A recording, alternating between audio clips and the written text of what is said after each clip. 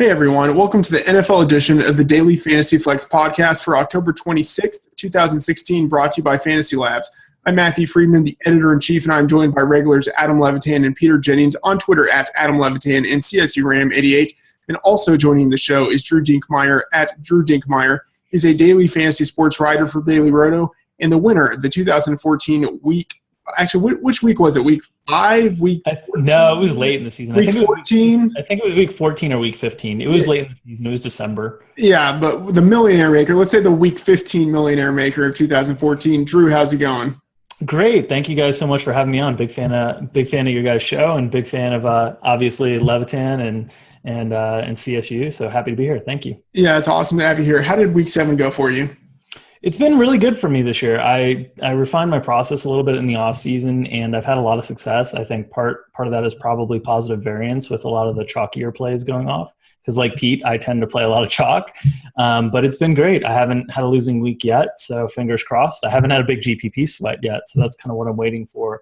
But cash games have been really good to me so far this season. By refining his process, he means not playing Gronk. That was basically the whole key. You know, he spent an entire summer figuring out not to play Gronk.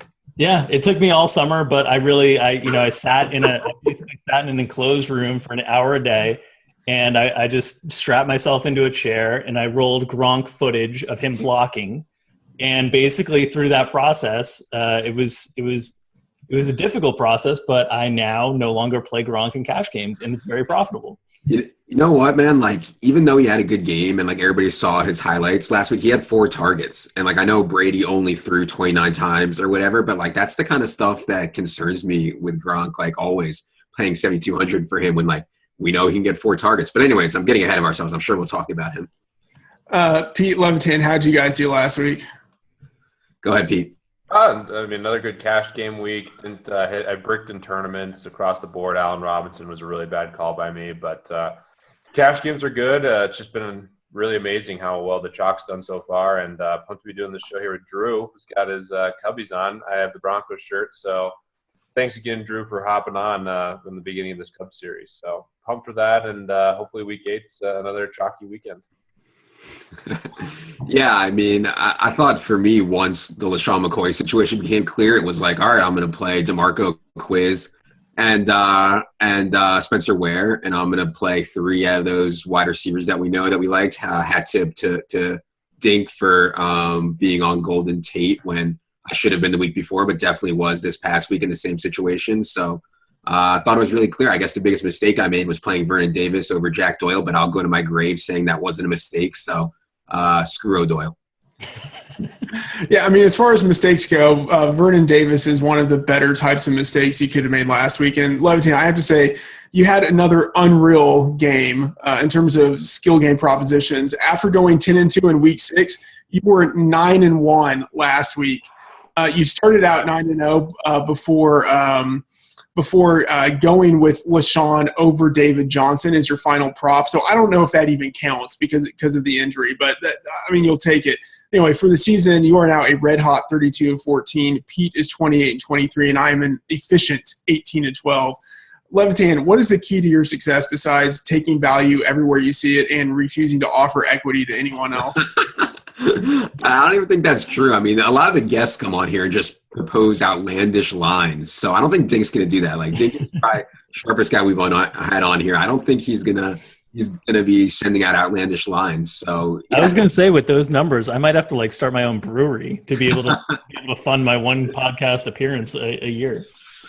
Yeah. And, yeah, I think the key to beating Pete is knowing his biases with his guys. You know what I mean? Like, you got to throw out lines that he'll bite on his guys. So, maybe we could talk about Devontae Booker or something like that on this podcast. Pete will be like 25 DraftKings points. That is sharp. I mean, I am biased, and I certainly have my tendencies, which you know very well. So I gotta figure out your tendencies. The problem is it's tougher to get a good line. I mean, you throw out like over 2.5 touchdowns on scrub quarterbacks. Just unreal. You gotta wait for the week that Odell's in a good spot to take advantage of Levitan. Yeah, that's fine. He's never in a good spot. It's impossible. I'm on my A game. I'm going to be nickel and diamond at Levitan all day. So I'm not settling on lines. I'm going to be nickel and diamond. But Drew, that's our goal. We got to get Levitan in some bad spots here. Okay. Sounds good. Drew, you talked earlier about kind of revamping your process, and I'm wondering, in a normal week when you're not obsessing over the Cubs, what is your NFL process? How do you go about researching and then building lineups? So basically Monday, I just start data collecting all of Sunday's games. I look at macro stuff first with NFL. So I start my projection basis with trying to project plays for each team. So I'm really calculating the total plays that teams are running, using some stuff with pace and different things like that to just try to create a framework for two opponents that are playing against each other. How many plays are they going to run total between the two teams? Who's going to run the majority of those plays? And then how is it going to distribute from pass run perspective? So I start collecting all that data on Monday, and then I obviously add in the Monday night game, late Monday night.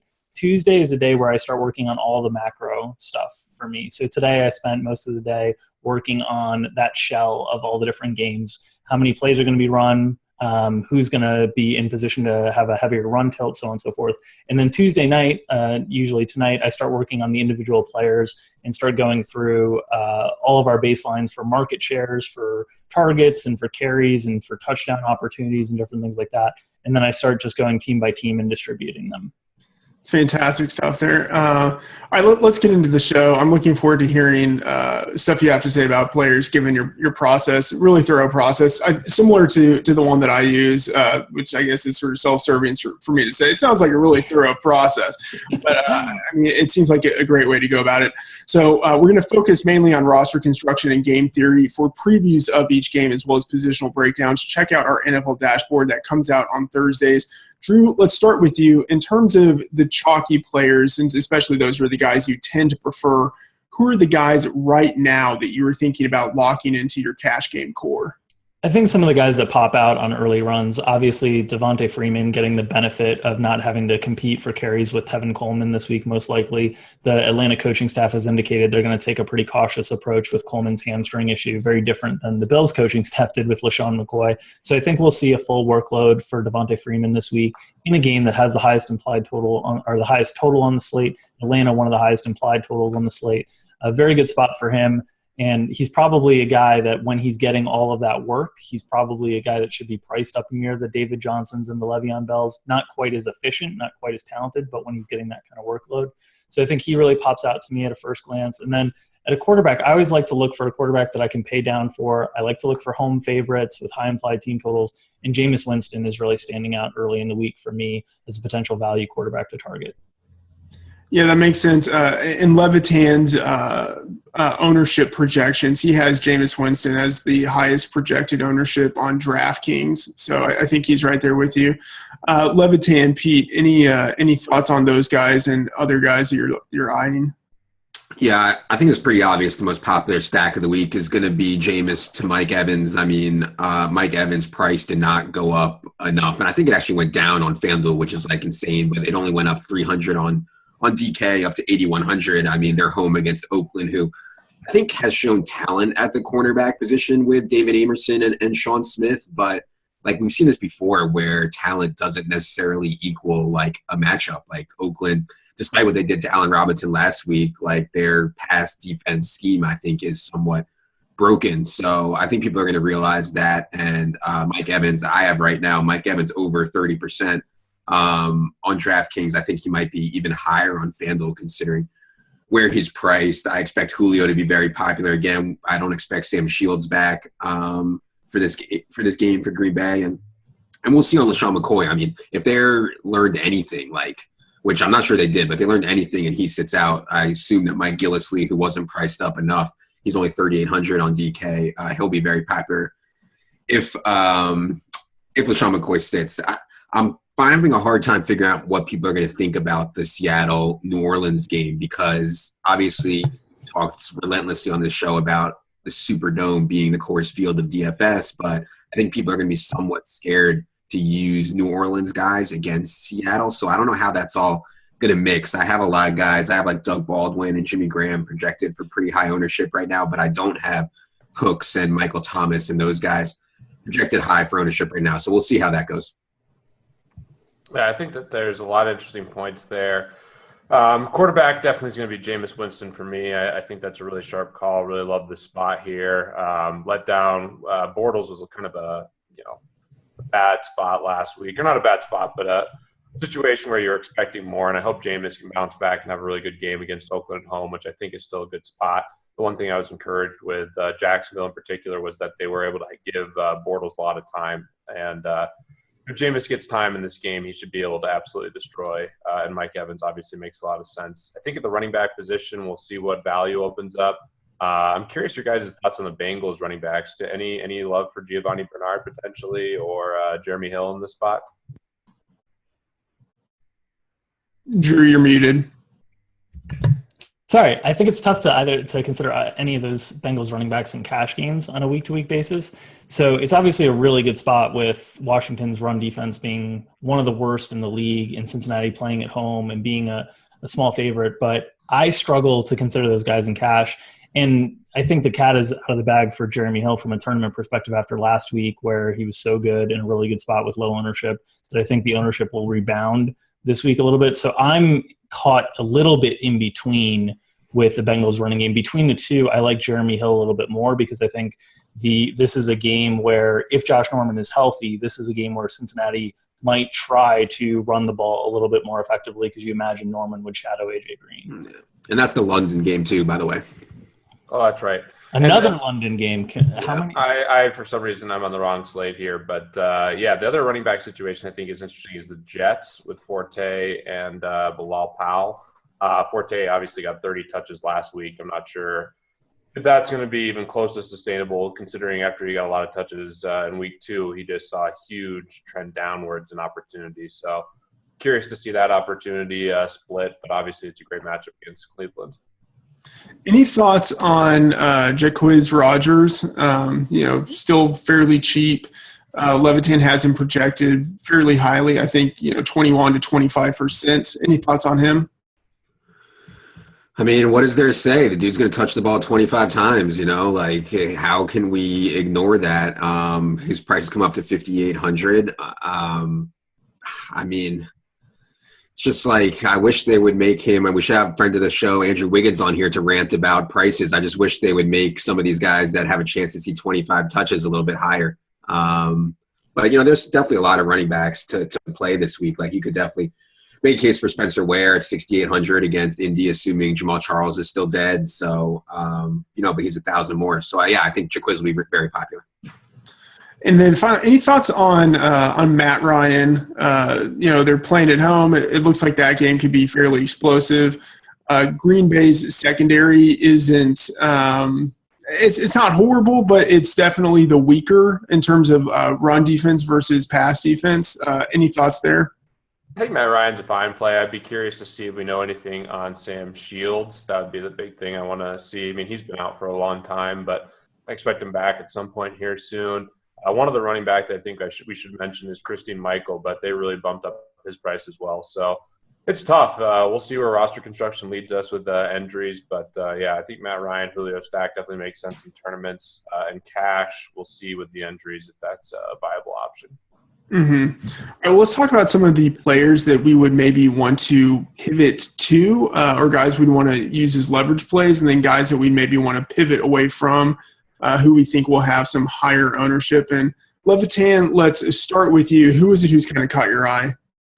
Yeah, I mean, I think people are going to be off Cam Newton maybe in this spot, maybe because they didn't see him last week, maybe because he's facing Arizona. He's extremely cheap on FanDuel. His bargain rating here on FanDuel is 70%, but I still think he's palatable on DK at 7,400. I mean, I just love Cam. Like, dude is just so good. And I know I said it in the game before the bye, like, this is must win. When they play the Saints, they're going to do whatever they can. That should include Cam runs. He was coming off the concussion.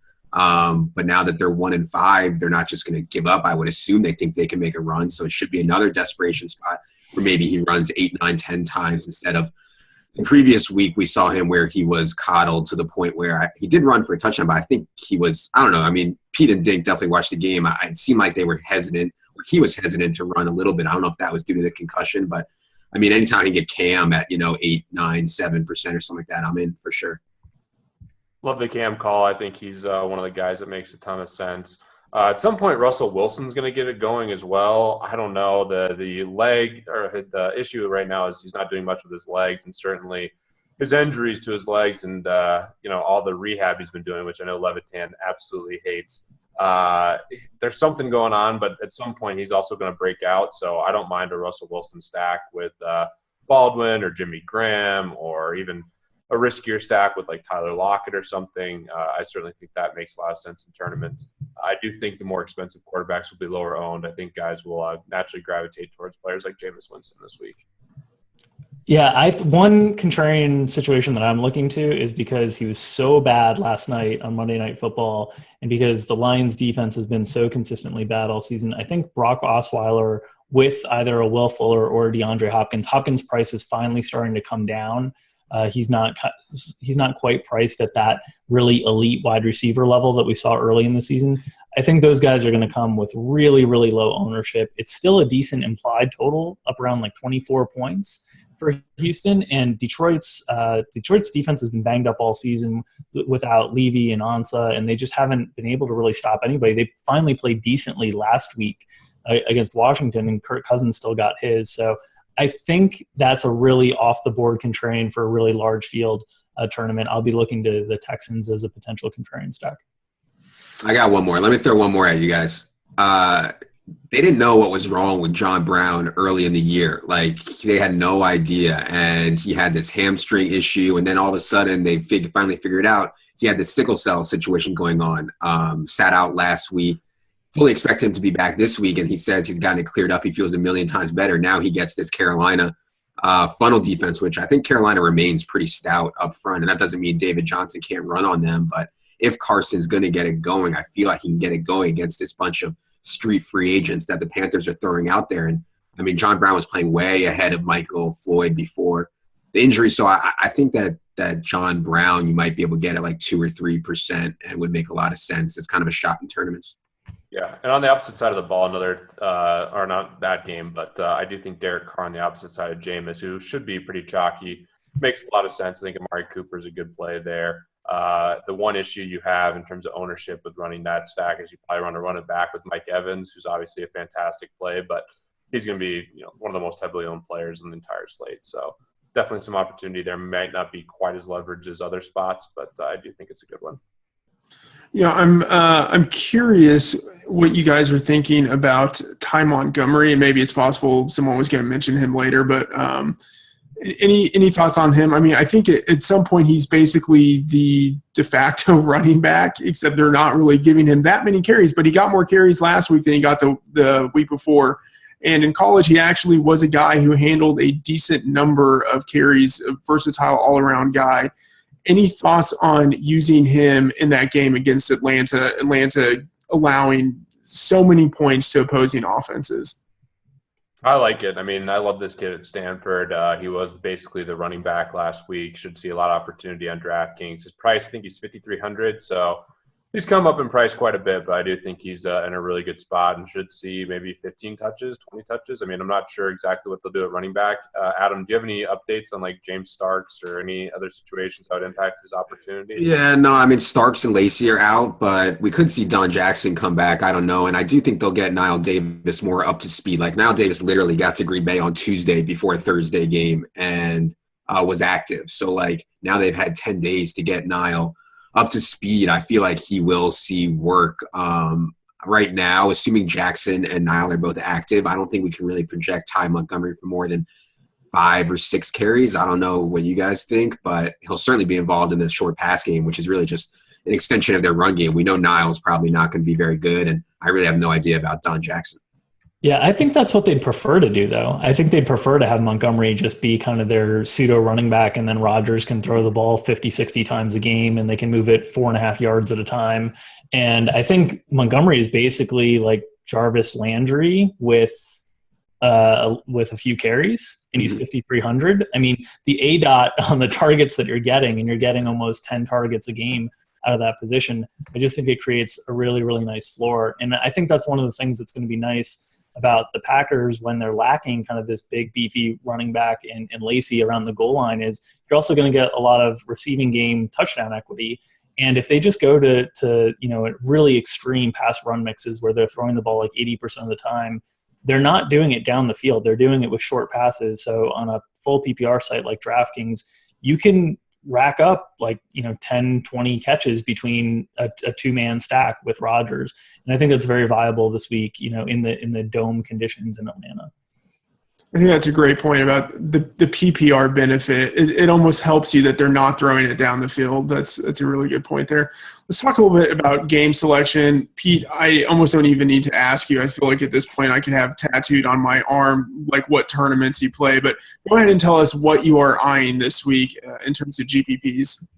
Well, the Wildcat got bigger, so I'll be firing at that. I'll be firing at the Thunderdome, and I'll be firing at the Millionaire Maker, and I recommend you play as many head-to-heads as you possibly can to reduce variance. Levitan, what are you looking at? Maybe it's because of this show, but the Wildcat is the only term that's getting bigger. I mean, people are all over the Wildcat, and it's great. I mean, I lose money in it every week. I think I've cashed twice for min cashes and bricked out the rest, so that's always fun. So, yeah, I'll be in that for sure, and I think the single entry, if you look at like cash lines, and it's hard to get volume this way, but like if I was only going to play like $5 of cash games in a week, just, for example, I would for sure try to find single entry stuff. Like if you look at cash lines between single entry, double up and large field, multi-entry double up, it's just a massive, massive gulf. And it's because obviously like a lot of sharp people are firing in 50, 100 lineups into the big field double ups. So if you can find as many single entry of the double ups and the 50-50s as you can, I think that that makes a lot more sense for cash. And of course, any random thoughts that come into my head, I will be firing into the slant. Drew, how about you?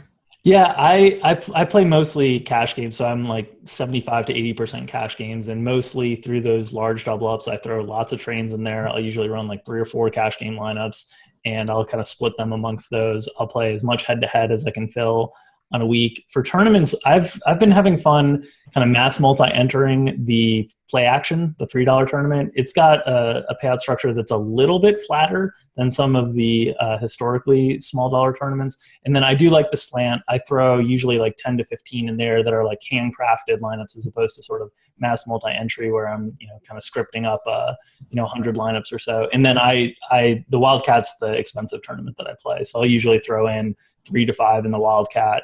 And try to take some shots there with stuff that's a little bit off the board, but not like super, super contrarian, which is where I'll try to be in the play action. Those really large field tournaments are the ones where I might consider a guy like a Brock Osweiler.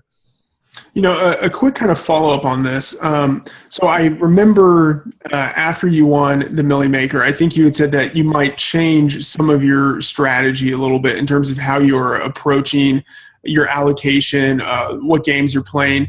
How has your allocation changed since then? Or are you basically still playing kind of the same split of cash and GPPs? Well, I have tried my hand at like scripting and using a little bit more mass multi-entry. So that's changed for me a little bit. Back then I was, hand making all like 40 or 50 lineups that I could possibly get in a week. Now I'll throw in 100 or so in the $3. But I would say the other thing that I've done is I've really cut back on qualifiers. After kind of going through this period, after winning the Millie Maker, I was firing hard at the qualifiers, and that ends up being a very costly game if you're not successful in them. So I've cut way back on those. I barely play them at all. I focus a little bit more of my attention on just a few lineups that I'm putting into, like those higher stakes tournaments that are kind of medium size. The Wildcat keeps growing, so it's kind of growing out of medium size. But I've focused a little bit more of my attention in GPPs on a few focused lineups that I'm really trying to accomplish something with. And I've stopped playing the Millie Maker as well. I just, the payout structure with some of the other tournaments around it is a little bit more favorable. So I've cut out some of these really top heavy prize pool tournaments like the Millie Maker and the qualifiers, and I've focused more of my attention on sort of flatter payout structure tournaments. All right. Well, thinking about kind of your approach to focusing intently on more of a few lineups, what are some of the conventional stacks that you were thinking about for Week 8? Yeah, I think the Winston Evans one is one I'll probably have some exposure to. If I ran 5 lineups, I'll probably have it in at least one. I also think as long as that running back situation remains a little bit murky with Green Bay, I'll probably run out a double handcuff with Rodgers. And I'm not big on Rodgers, but I just don't think the Atlanta defense is particularly good. And I think you'll get a lot of true fun on Jordy, which allows a lot of PPR action for Montgomery and Cobb. So I will probably have a decent bit of exposure to the double handcuff with Rodgers, hoping to rack up another 35-plus completion game where it scores really, really well in PPR, even without having to get touchdown upside, which is sometimes the downside of kind of a double stack is you might cannibalize yourself if you need both players to score. But if there's going to be so much volume with receptions, it can overwhelm the scoring probabilities that you need. Interesting stuff there. Levitan.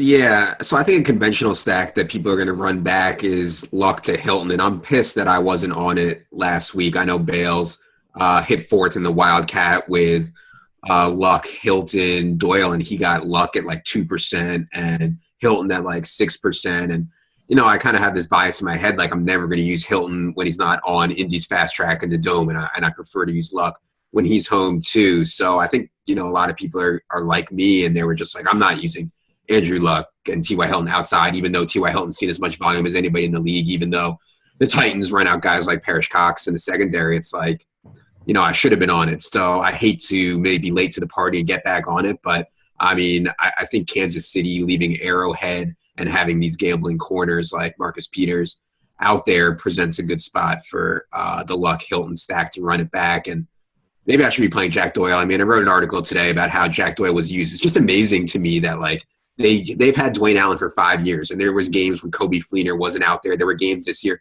Dwayne Allen never got to be used the way Jack freaking Doyle was used. Like, give Dwayne Allen a chance, and they never gave it to him. And then Jack Doyle steps up, and all of a sudden he's running a pass feed on every single one of Andrew Luck's snaps. He's getting 10 targets. It's insane. So maybe I got to run it back with Doyle too. It's interesting. Can we say that, years later might be the type of thing where it's like, hey, at one point, Kobe Fleener was like the worst tight end that Andrew Luck had. Like with all of these other guys, like I don't think anyone would have predicted that. But I think one thing that's sort of indicative of how off of Andrew Luck people were last week was that Pete didn't offer a skill game prop on him. Really bad. No skill game prop on Andrew Luck, my boy. Didn't have enough shares of it. Might have been 7% of tournament, so that was off-brand and terrible. Conventional stack that I think people might run back again is Dalton and A.J. Green. Definitely want to see the health of Norman for that. Talked about the running backs earlier, but that's certainly a spot to pay attention to. That game could be stack-worthy as well, considering how much Cousins is throwing. So that's an interesting one. I do think that not many quarterbacks outside maybe Winston and Evans are going to be that heavily owned, which is pretty normal at this point. You don't have to think too much about ownership at quarterback overall. So we'll see. I think it'll be another kind of even distribution amongst guys, and we do have less quarterbacks this week because so many teams are on the bye as well. What about some of the contrarian stacks? Like one that kind of catches my eye, although this seems like so crazy that it's not contrarian, it's stupid. But Levitan talks each week about the JV style defense that we see from Cleveland. And so, you have Fitztragic out there who's going to be throwing some balls, and maybe Brandon Marshall can catch some of them. But any thoughts on some of the contrarian stacks we might see this week? And say, Levitan, let's go to you. Yeah, I thought about the Fitz stack, man. God, he's so bad. Like, we've just been profiting massively by using quarterbacks every single week against Cleveland, from Tannehill to Cousins to Mariota to Dalton, like everybody. Wentz, Flacco, everybody just lights up this defense. So I don't hate Enunwa and Fitz. I don't hate Marshall and Fitz. I guess I don't hate it. The one I had written down here for Contrarian, I think might be Contrarian, is Derek Carr to Amari Cooper. And I know that people kind of are on this pendulum. One week they're like, Cooper is the best. And the next week they're like, nope, this is Crabtree. And then the next week they're like, well, let's go back to Cooper. And I assume that's going to swing towards Crabtree because he just dominated Cooper last week. Certainly concerning, Peter, wouldn't you say that Cooper struggled so much with Jalen Ramsey? Like, dude just like couldn't get open and he threw a Crabtree every time. How's that feel for your YouTube boy? Dude, I'm a Jalen Ramsey truther too. I talked about that on the pod. I said I was a little nervous. I mean, Ramsey was really good the first 4 weeks. I mean, I think, 2-3 years from now, we'll be talking about Jalen Ramsey as like one of the top corners we absolutely want to avoid. So it's not that surprising. I mean, I think it's a great spot. I talked about it earlier. I love Carr to Crabtree. I love Carr to Cooper. I don't even mind Clive Walford, who's starting to get a little bit more opportunity. I think that you can stack that game a ton of different directions. If you guys really want to throw up in your mouth, what about rolling Sam Bradford at the stone minimum versus your Bears, Dink? Stone minimum, going with Rudolph, maybe Diggs if he's getting closer to right. I'll have to watch the game with Diggs again, but stone minimum against the Bears, that's a really contrarian take, I guess. Yeah, I think, and the Bears defense has been so battered all season long. They started to get a little bit healthier the last few weeks with the linebacking core, getting Trevathan and Freeman back. But their secondary is just still ravaged. And Minnesota's had no success running the ball, whether it's been Adrian Peterson, whether it's been Jerick McKinnon, whether it's been Matt Asiata. They've got an implied team total that suggests they're going to put up points. And if they do it, it's most likely going to be through the air. So I do think they're interesting from a contrarian standpoint. The question is, what kind of upside do they have? Not much. And so I think for like a single entry tournament, I think it's interesting as like a contrarian play there. But I think I'd be more likely to avoid the stack and maybe just try to hit on one of the receivers. Yeah, I think that makes a lot more sense. I mean, the one issue that Bradford's going to have all year, he's probably not going to hit a big game, is because Minnesota defense is so good. So we're really never going to have a shootout, but I do think it's something that'll be really low owned. I like the Brock call better than that. Yeah. I mean, I wish the Jags game was part of the main slate, because I do think that Mariota's in a really good spot. And, Andrew Luck just went off. Bortles is terrible. I really don't want to roster him again, but he would have been at least intriguing. And now he'll probably be too owned and someone I want to be able to play. But let me ask. Go ahead, Pete. Sorry. No. That's go ahead. I was going to say, let me ask Dink. There's going to be a narrative this week. I can already feel it, that Brian Hoyer hated Alshon Jeffrey and Jay Cutler loves Alshon Jeffrey. And I think you could. I didn't look back into all the numbers yet, but I'm pretty sure that when I'm hearing music in my ears, that's weird. But I'm pretty sure that when Brian Hoyer was or that when Jay Cutler was in, that Alshon Jeffrey was like a massive target monster. So any take on if that narrative is real or fake? Yeah, and he's just 5,900 on DraftKings now. So I'm going to have a lot of shots at that in tournaments, just because obviously the Minnesota secondary is very, very good. Their defense as a whole is very, very good. But Alshon Jeffrey at 5,900, I would take that chance on anybody if I think the volume is going to be there. And I do kind of believe that Cutler narrative, because he really likes to throw to big, tall, physical receivers. He had Brandon Marshall through most of his career, whether it was in Denver or Chicago. He's had Alshon in Chicago along with Martellus Bennett.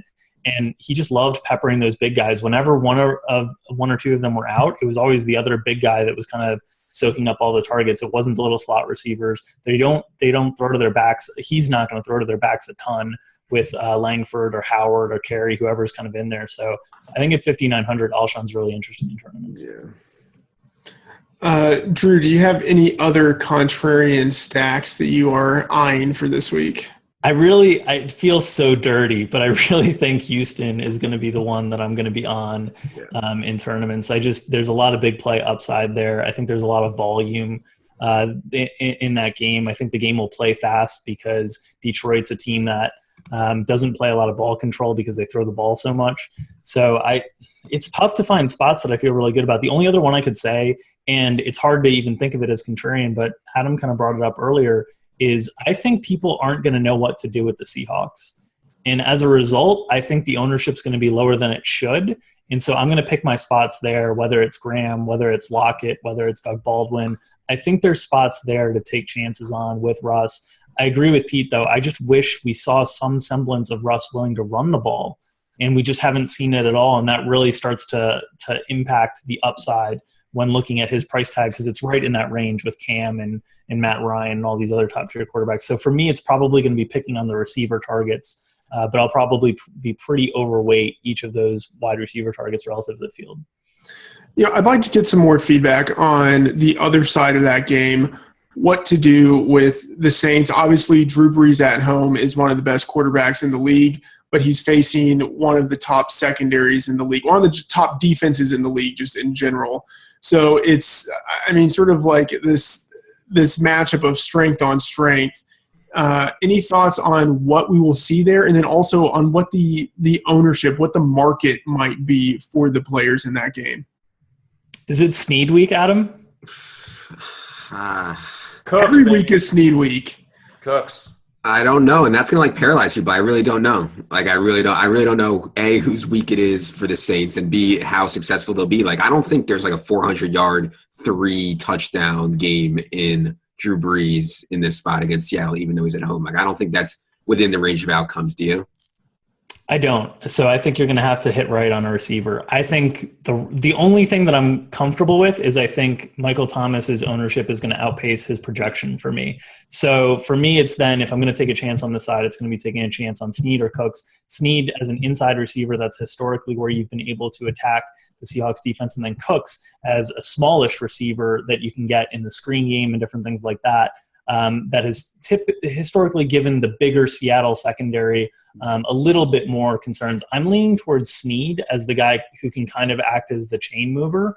I think Cooks obviously always has that big play potential at home, but I'm thinking Snead is going to be my primary target from New Orleans side. Yeah, I'm going Cooks. I'm going to play maybe a couple of Breeze lineups. I think that their ownership will be somewhat low. It'll be Breeze and Cooks, and I'll include a lot of the Seattle pass catchers. And really just hope that Breeze throws a 90-yard touchdown to Cooks, because Cooks does that. I mean, he has a big track record of it now, or a relatively big track record of long touchdowns. They mostly come at home. Makes sense. Indoors where Drew Brees is a lot better. So that's what I'm going to bank on. I think it's tournament play only. And, yeah, I mean, we saw what happened to Arizona at home versus the Seattle defense. I mean, they played incredible. So it's a GPP play only for me. Yeah. I think that's going to end up being a skill game prop later between those two receivers. But anyway, let's go to some bold calls. Last week we were 2-3 with one abstention. Levitan decided to pass in an effort to help his hashtag brand. Levitan, let's start with you. In terms of sort of the real bold calls, games, and then also a DFS call, what do you got this week? I'm not ready yet. Can somebody else go first? Yeah, let's go with Pete. All right. I'll take Arizona winning the game on the road against Carolina. I think Carolina, even though they're desperate in this spot, I think it's just going to be a nightmare season for them. So that'll be the bold call in terms of the games. And then for fantasy, I mean, it's gross. I mean, I'm struggling with the fantasy bold call at this point. That's one thing I want to talk about too. I always have to make these bold calls, and I'm the king of chalk. I only play chalk, and every time I go out on a limb and I make a bold call, it just turns out to be a disaster. And I just well, so last week I think you had Allen Robinson as like a top 3 wide receiver on all the content. Just everywhere that I was talking on Robinson, and believe me, the mentions were just a disaster. I'm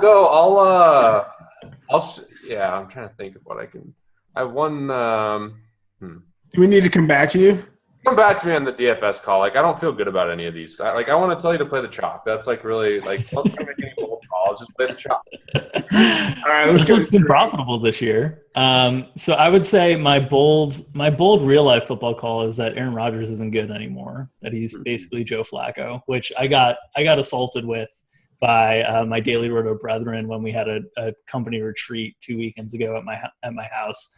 Who called you out on that? Was it Mike? No, it was Pacheco. Pacheco's a Rodgers homer and thinks he's the GOAT and all that things. And Rodgers had a great career, but I think he's kind of washed now. To your point there, I think it's been 30 straight games in which he hasn't thrown over 400 yards. I mean, that's a long time for a guy who's supposed to be one of the best in the league. Yeah, and I mean, even last week, everybody was like, oh, Rodgers in the passing game, they put up 300-plus yards and a couple TDs or whatever against the Bears. They averaged like 5.8 yards per attempt. It was just disgusting. I think he's still going to be fine for fantasy and for DFS purposes because they're going to throw the ball 50, 60 times. But I don't think he's a guy that's going to win you big playoff games anymore. I think he's past that in his career.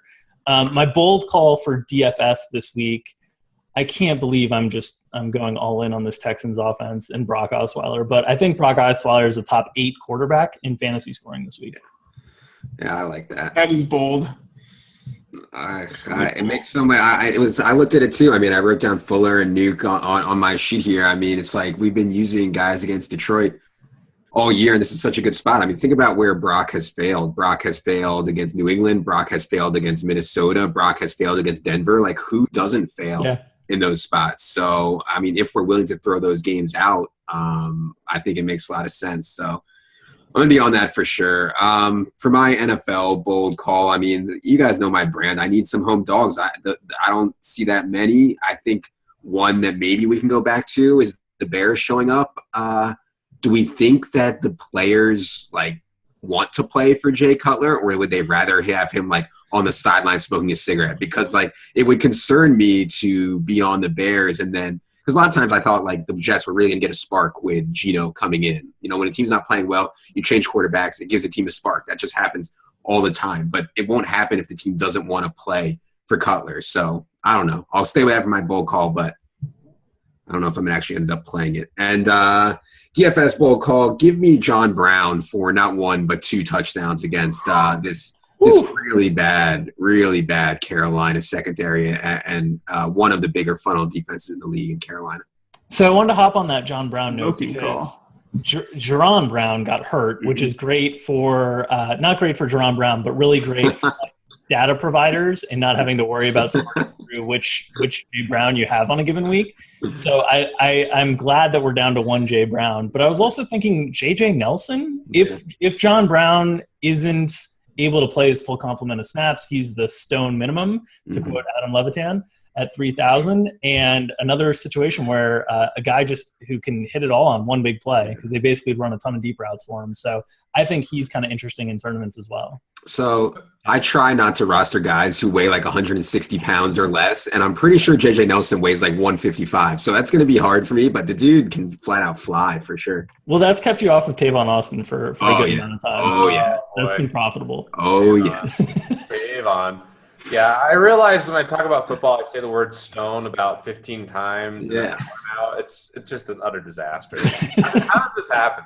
Hanging out, Levitan's got me on a great word. No, you know, like Stone Nuts was always like a poker term. Yeah, I like it. That's why I'm like I didn't make it up. Like I didn't make it up. This has been around a long time. I feel like I'm just like I don't even know. I'm just taking your saying. I feel bad about it. I feel like it's like not authentic or something. But I'll go with the Broncos for my bold call because I can't really think of anything else. I'm going to stay away from bold calls. So know this: you're listening to a very biased Broncos fan with a Broncos shirt on. Trevor Siemian over 3 touchdowns against the Chargers. That's what I'm going to call as my bold call. That's not the worst ever. I mean, you could do worse than that. I mean, that's sufficiently bold. We can say that. I'm going to preface every time I have to force to make a bold call that I suck at bold calls. So play the chalk, and hopefully the Broncos pay dividends because I'll be happy. That's fair. Could have gone with Devontae Booker bold call. That would have been a little bit off the board. Yeah, I mean, I think Booker will have a good game. I mean, what's a bold call? He scores a touchdown again? I'd rather do that than Siemian. Well, you could be like Levitan and set the line at like 2.5 for Booker's touchdowns. Pete's skill game propping himself for bold calls. Yeah, I'm just the worst. I mean, I'm the worst at the bold call. Give me the cash games, give me the chalk, and I mean, at some point in time later in the week, I think I'll have a better feel for what might be still good play in Contrarian. Early in the week, it's really tough to go. I do like the Brock Osweiler thing. If you want to say something along those lines, I actually like right now. I really like Lamar Miller.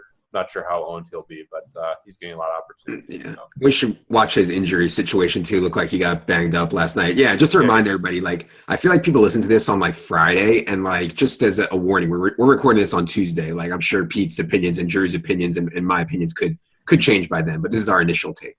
Yeah, and let's get to the skill game props. I think this will be much easier for Pete because he throws them out there and just sees what sticks. Pete, start us off. All right, let's we can start at positions. I mean, if we want to talk some running backs, you guys like Freeman? I'll take Christian Michael over him. That's fine. I'll take Freeman. Yeah, I'll take Freeman. I'll take Freeman over C-Mike. That's a good one though. I think those are close. I'm gonna do that too. I'm on the Drew Levitan side of that. So Pete basically just locked into 3-0 because I jumped on it. I'm feeling good about that one. Let's see here. Drew, you have a quarterback that you wanted Brock, right? You wanted Brock? Yeah. You want Brock versus Simeon?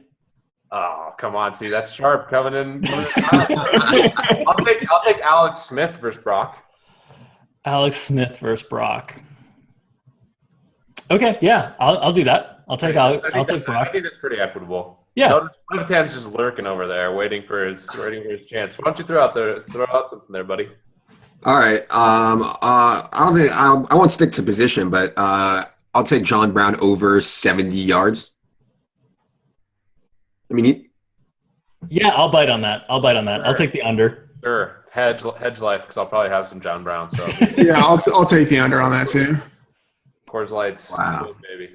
You guys are huge fish. 70 yards is nothing for John Brown. He's gonna get that on one catch.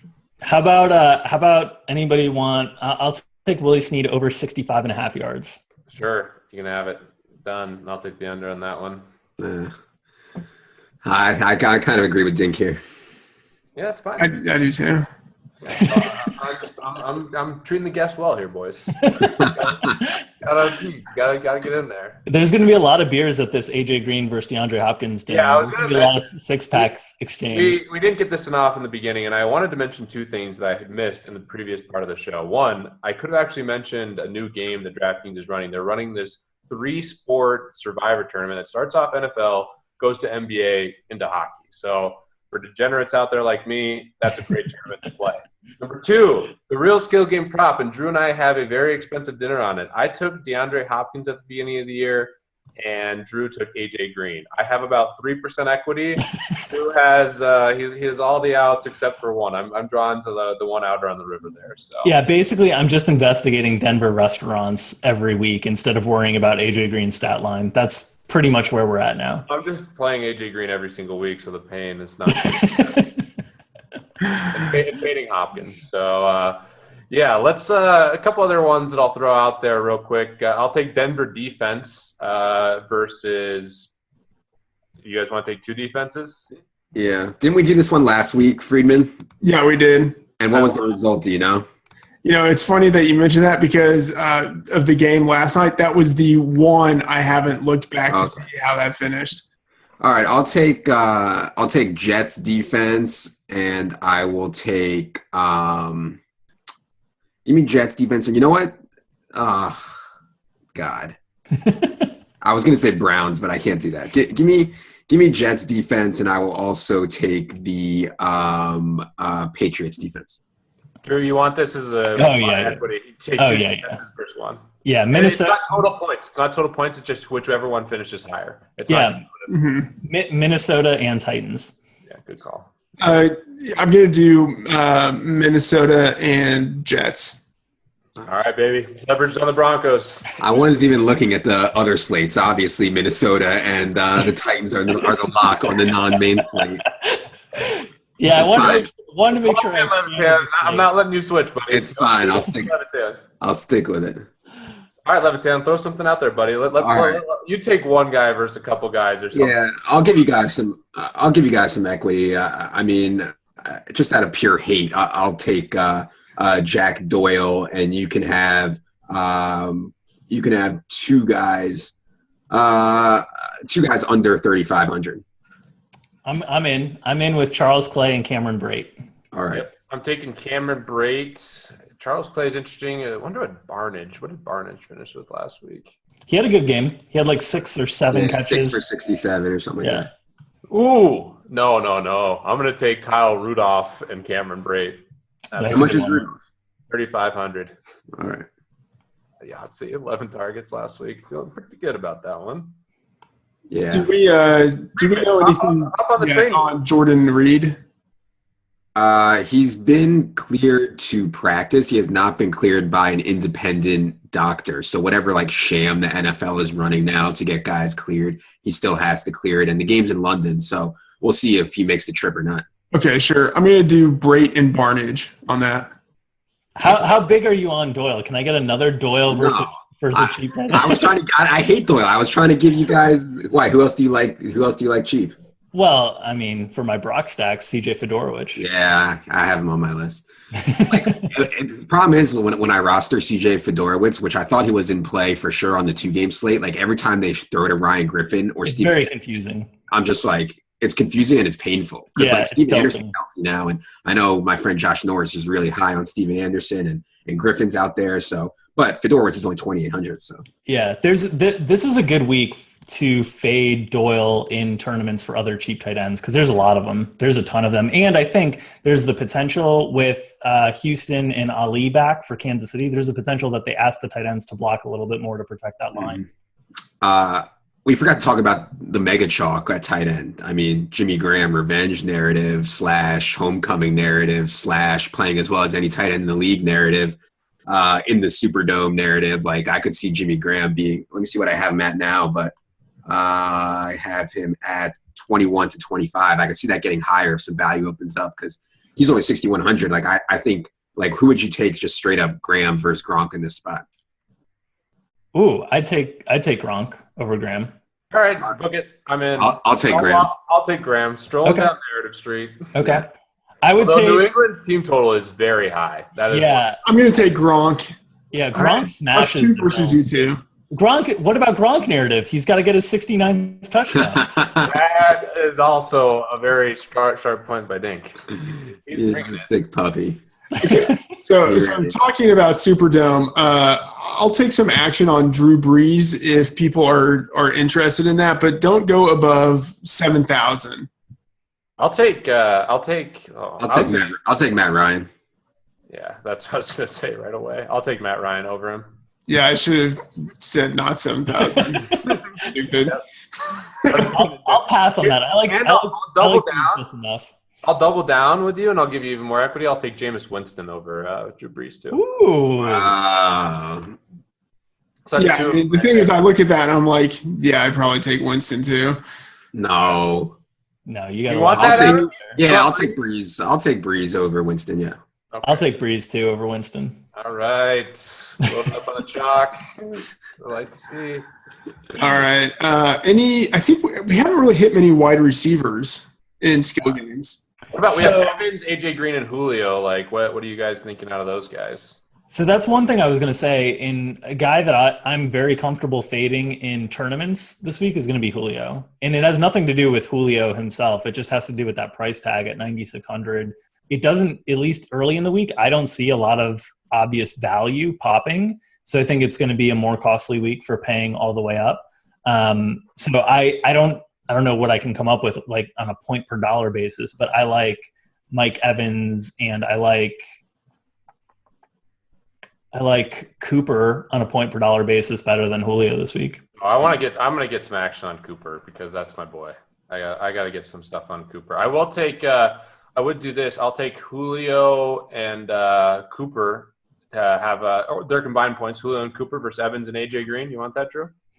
I don't want to commit to AJ before I know the Norman patterns. I'll go. Can I get David Johnson with that? You can take any two players. Okay. I'll take Julio and Cooper. Okay, so I'll go David Johnson and Mike Evans. Okay. Do you want that? Do you want any of that, Levitan? I'm going to jump on the Drew side of that one. Yeah, David Johnson's sharp. I haven't thought hard enough yet about T.Y. Hilton, but just to give you some action, I'll take Mike Evans and T.Y. Hilton. I'm not sure if I'm going to be on Hilton or not in this spot, but the dude's just getting so much volume with Moncrief out, so. And that's the difference between when you were talking about Dwayne Allen before. The difference is they didn't have Chester Rogers as their number 2 wide receiver. And like you can't throw to that guy. So basically Luck's options are look around, see if TY is open. If not, just dump it off to Doyle. Yeah, that's a good point. All right. I think we need to call it so that Drew can go watch the Cubs win a World Series here. Guys, thanks for being on the show. For the Cubs. Drew, how many times have you checked your phone? Oh, no. See, I have a TV right above my webcam. So you saw them when they scored the first couple runs. Yeah, so I saw Lester unraveling, and I was just trying to keep my eyes on the webcam. And I don't know, if you, like, wind back the tape, you might see, like, the veins starting to get bigger in my head. But, yeah, we'll see. They can still come back. It's early in the game. Yeah. And we get to watch the Golden State Warriors and the Spurs. This podcast is a lot of fun, but it's awesome. quite a bit of good sports on. NBA time it's great to be back to NBA time. Yeah, I'm sitting here tilting. Porzingis has missed 3 free throws already. I can't breathe. I'm tilting about that, and that the freaking Blues gave up 2 goals already. All right, guys, thanks for being on the show. We've been speaking with Drew Dinkmeyer, Adam Levitan, and Peter Jennings on Twitter at Drew Dinkmeyer, Adam Levitan, and CSURAM88. And you can follow me on Twitter at MattFTheOracle. I'm Matt Freedman, and this has been the Daily Fantasy Flex podcast for Week 8. If you like the show, please rate and review us on iTunes, Stitcher, or Podbean. Also, you can contact us via email, podcast@fantasylabs.com. Let us know what you think. Follow us on Twitter at FantasyLabsPods. And be sure to check out all of our content on the site, especially our NFL dashboard, with game previews and positional breakdowns out on Thursday. Thanks for tuning in. Good luck, and we will see you next week.